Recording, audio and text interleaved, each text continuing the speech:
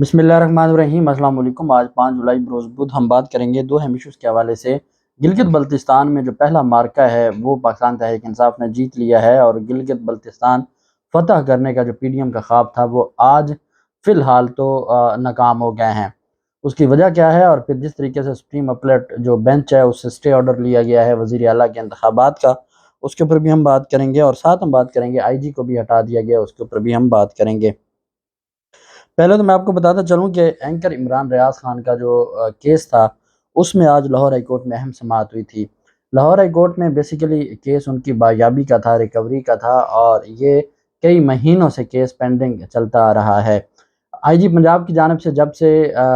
Chief justice अमीर भट्टी साहब को चैम्बर में ब्रीफिंग दी गई थी और उसके बाद जो वकला हैं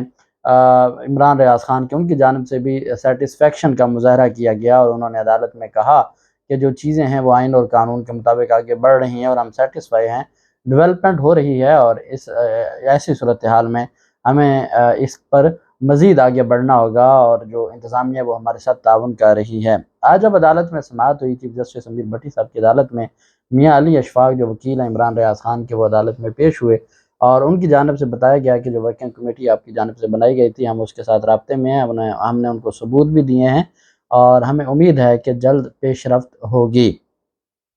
ये वो पॉइंट है जिस पर कुछ दिन पहले मियाँ अली अशफाक और अज़हर सदीक एडवोकेट के दरमियान तल्ख़ कलामी भी हुई थी, चूँकि अज़हर सदीक एडवोकेट चाहते हैं कि हमें मेरिट को ऊपर अदालत को कहना चाहिए कि वो इस सारे मामले पर अमल दरामद करवाए और इतने महीने गुजर गए हैं और हम अदालत में जाके जब ये बयान देते हैं कि जी सेटिस्फाई रिपोर्ट है या चीज़ें बेहतर हो रही हैं, तो इससे फिर हमारा केस ख़राब होता है और उनको मज़ीद मोहलत मिल जाती है। जबकि मियाँ अली अशफाक का ये मानना है और मेरे ख़्याल में उनके नॉलेज में है और उनकी फ़ैमिली के नॉलेज में भी है कि उनको कहाँ रखा गया है और उनकी खैरियत का भी उनको बताया जाता है। चूँकि वो ख़ामोश नहीं हो रहे थे, इस वजह से अभी उनको फ़िलहाल रिहा नहीं किया जा रहा। उनकी फ़ैमिली और उनके वकील बेसिकली इमरान रियाज खान की जो प्रोटेक्शन है उसके ऊपर काम कर रहे हैं और वो उलझना नहीं चाहते, चूँकि हमारे मुल्क में आइन और कानून तो बचा नहीं है, अदालतों के फ़ैसलों पर कोई अमल दरामद नहीं होता। तो इमरान रियाज खान की हिफाजत के लिए ही उनकी वकला टीम इस सारे मामले पर पुलिस के साथ ताउन कर रही है, किसी तरीके से इमरान रियाज खान बायाब हो जाएँ और वो मामलात को ख़राब करके नहीं बायाब करवाना चाहते बल्कि वो मामलात बेहतर तरीके से, ताकि अगर इधर से मामलात होंगे तो उतना ही प्रेशर उनके ऊपर भी आएगा। वज़ारत दिफ़ा की जानिब से अदालत में रिपोर्ट जमा करवाई गई, जबकि एक बात जिसकी मुझे नहीं समझ आई, मियाँ अली अशफाक ने कहा कि कुछ इंतज़ामी सतह पर रुकावटें हैं, अगर वो दूर हो जाएँ तो हम इमरान रियाज खान को बायाब करवा सकते हैं। उस पर वज़ारत दिफ़ा ने कहा कि हमारे इल्म में नहीं है कि ये कौन सी इंतज़ामी सतह पर रुकावटों के बारे में कह रहे हैं, लेकिन अगर कोई रुकावटें तो हम उन्हें दूर करने की कोशिश करेंगे। वज़ारत दिफ़ा के नुमाइंदे ने कहा कि हर सूरत हम इमरान रियाज खान की बायाबी से मुतल्लिक़ काम कर रहे हैं और बहुत जल्द पेशरफ्त होगी। आईजी पंजाब आज अदालत में पेश नहीं हुए थे, एडिशनल आईजी अदालत में पेश हुए और एडिशनल आईजी ने अदालत में अपनी स्टेटमेंट दी और उनकी जानिब से कहा गया कि जो वर्किंग कमेटी है, चूँकि वही वर्किंग कमेटी को भी देख रहे हैं, उन्होंने रिपोर्ट जमा करवाई कि अब तक कौन सी पेशरफ्त हो चुकी है और वो वज़ारत दिफ़ा ने भी और पंजाब हुकूमत और आईजी पंजाब की जानिब से भी पेशरफ्त रिपोर्ट अदालत में जमा करवाई गई। अदालत ने 20 दिन का मज़ीद उनको मौका देते हुए, मोहलत देते हुए केस की समाअत 25 जुलाई तक मुलतवी कर दी।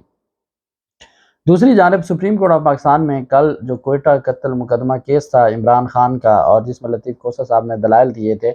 उसका तहरीरी फ़ैसला आज जारी किया गया है और जिस चीज़ की उम्मीद थी वो सुप्रीम कोर्ट ऑफ पाकिस्तान ने रिलीफ दे दिया है। 2 रुकनी बेंच था, जस्टिस एजाज़ उल एहसन साहब का और जस्टिस आयशा मलिक साहिबा का। उनकी जानिब से कहा गया कि हमारे सामने दरख्वास्त गुज़ार के वकला ने ये कहा कि ये जो मुकदमा है ये गैर कानूनी है, दहशतगर्दी की दफ़ात गैर कानूनी लगाई गई हैं, वारंट गिरफ़्तारी इस स्टेज पर जारी नहीं हो सकता था, बलूचिस्तान हाई कोर्ट का फ़ैसला वो गैर कानूनी है।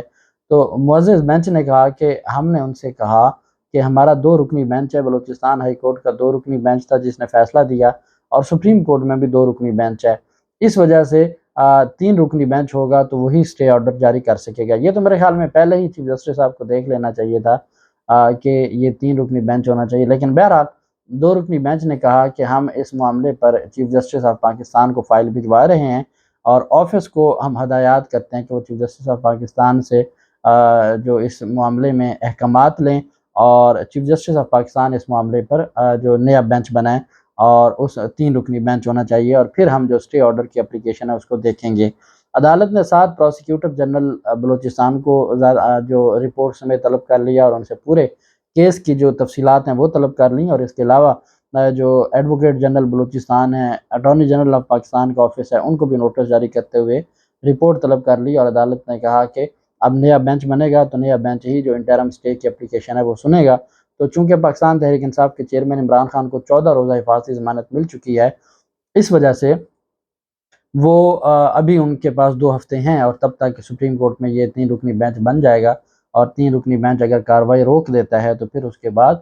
بلوچستان کا کیس ویسے ہی ختم ہو جائے گا، اور یہ بہت بڑا ریلیف ہوگا پاکستان تحریک انصاف کے چیئرمین عمران خان کے لیے۔ دوسری جانب ایک سوال مجھ سے کیا جا رہا تھا، اور شاید ہم نے اس کے اوپر تفصیل سے بات نہیں کی تھی، وہ سوال یہ تھا کہ جو چیف منسٹر تھے گلگت بلتستان کے خالد خورشید، ان کو کتنے سال کی نااہلی ہوئی ہے؟ ان کو 5 سال کی نااہلی ہوئی، اور یہ جو عدالت ہے سپریم اپیلیٹ کورٹ، ان کی جانب سے جو چیف کورٹ گلگت بلتستان کے 3 ججز تھے، جج ملک عنایت الرحمان صاحب تھے، جج جوہر علی صاحب اور جج محمد مشتاق صاحب، 3 رکنی بینچ نے ان کو جعلی ڈگری کیس میں 5 سال کے لیے ڈسکوالیفائی کیا تھا، اور اب اس کو پاکستان تحریک انصاف چیلنج کرے گی سپریم اپیلیٹ کورٹ میں۔ ابھی چونکہ تفصیلی فیصلہ جاری نہیں ہوا، تو جیسے ہی تفصیلی فیصلہ جاری ہوگا اس کے بعد اس کو چیلنج کیا جائے گا سپریم اپیلیٹ کورٹ میں۔ دوسری جانب سپریم اپیلیٹ کورٹ میں پاکستان تحریک انصاف کے ایک رکن ہیں حاجی گلبر خان، انہوں نے درخواست دائر کی اور کہا کہ آج جو 3 بجے الیکشن ہونا تھا اس الیکشن کو روکا جائے، چونکہ میری صحت ٹھیک نہیں ہے اور میں جی بی سے باہر ہوں، تو میں اس میں پارٹیسپیٹ نہیں کر سکتا، تو مجھے ٹائم دیا جائے۔ کیونکہ اس میں کوئی شک نہیں ہے کہ 2-4 لوگ تو منحرف ہوں گے، ان کی کوشش ہوگی کہ سارے لوگ منحرف ہوں، لیکن ایک بات اب تک جو نظر آئی ہے وہ یہ ہے کہ جی بی کے لوگ ڈٹ گئے ہیں۔ ایک تو عوامی سطح پر انہوں نے بڑے پیمانے پر جو احتجاج شروع کر دیے ہیں اپنے حق کے لیے، اور دوسرا جو پاکستان تحریک انصاف کے ممبران ہیں وہ بھی ڈٹ گئے ہیں، اور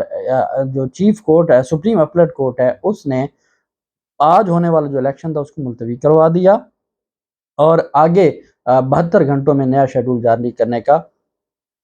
حکم دیا گیا۔ سپریم اپیلیٹ کورٹ نے جو اسپیکر تھے ان کو 72 گھنٹوں میں جو نیا شیڈول جاری کرنے کا اعلان کیا۔ 72 گھنٹے کیوں چاہیے تھے پی ڈی ایم کو؟ 72 گھنٹے اس وجہ سے چاہیے تھے کہ پاکستان پیپلز پارٹی چاہتی ہے کہ ہمارا وزیر اعلیٰ بنے، اور نون لیگ چاہتی ہے ہمارا وزیر اعلیٰ بنے۔ پاکستان پیپلز پارٹی کہتی ہے کہ اگر وزیر اعلیٰ آپ کا بنے گا تو پھر گورنرشپ آپ ہمیں دیں گے، اور جو کہ پاکستان مسلم لیگ نون دونوں عہدے اپنے پاس رکھنا چاہتی ہے۔ اور یہ خبریں بھی گردش کروائی جا رہی ہیں کہ پاکستان تحریک انصاف کا ایک جو بڑا طبقہ ہے یا ایک بڑا گروہ ہے وہ منحرف ہو چکا ہے، اور الٹیمیٹ 2-4 لوگ ہوں گے، لیکن اب تک کی جو رپورٹس ہیں اس کے مطابق پاکستان تحریک انصاف کے ممبران ڈٹ چکے ہیں۔ پاکستان تحریک انصاف کے ممبران کو اسمبلی میں داخل نہیں ہونے دیا گیا۔ پاکستان تحریک انصاف نے اعلان کیا کہ اپنے تمام ممبران کو ایک جگہ پہ رکھنا ہے تاکہ ان کو کوئی جو اغوا کا معاملہ یا کوئی اس طرح کا ان پر دباؤ نہ ہو۔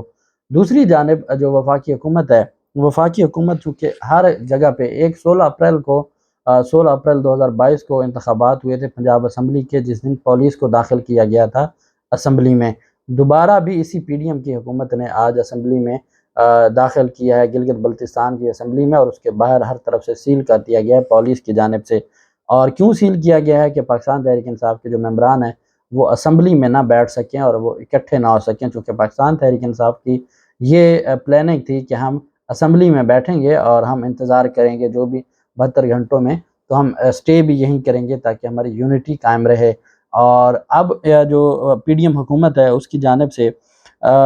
جو آئی جی گلگت بلتستان ڈار علی خان ہے ان کو تبدیل کر دیا گیا ہے، اور اس کی جگہ پر لاہور سے افضل محمود بٹ سینئر پولیس افسر ہیں، ان کو آئی جی تعینات کر دیا گیا ہے گلگت بلتستان کا، جبکہ ڈار علی خان کو اسٹیبلشمنٹ ڈویژن میں جو بلا لیا گیا ہے اور ان کو کہا ہے کہ وہ رپورٹ کریں۔ آئی جی کو تبدیل کرنے کا مقصد یہ ہے کہ وہ پولیس کو اپنے مقاصد کے لیے ہر صورت میں یہ الیکشن جو وزیر اعلیٰ کا ہے گلگت بلتستان کا، ہر صورت یہ الیکشن جیتنا ہے، ہر صورت اس الیکشن میں جو وزیر اعلیٰ ہے وہ پی ڈی ایم کا بنے، ہر صورت پاکستان تحریک انصاف کی حکومت ختم ہو، ہر صورت عمران خان کا جو ایکسپورٹ ہے گلگت بلتستان سے وہ ختم ہو۔ اب چونکہ جو گلگت بلتستان کے لوگ ہیں وہ اس معاملے پر ان کو یہ لگتا ہے کہ ان کا جو حق ہے وہ قومی دھارے میں لانے کی کوششوں میں ان کا حق ان سے چھینا جا رہا ہے۔ وہ پاکستان کے ساتھ محب وطن ہے، اور وہ پاکستان، وہ تو پانچواں صوبہ بننے کے حوالے سے بھی انہوں نے بہت زیادہ ورکنگ ہو چکی ہے، لیکن ان کو یہ لگتا ہے ابھی وہ انٹرم صوبہ ہے،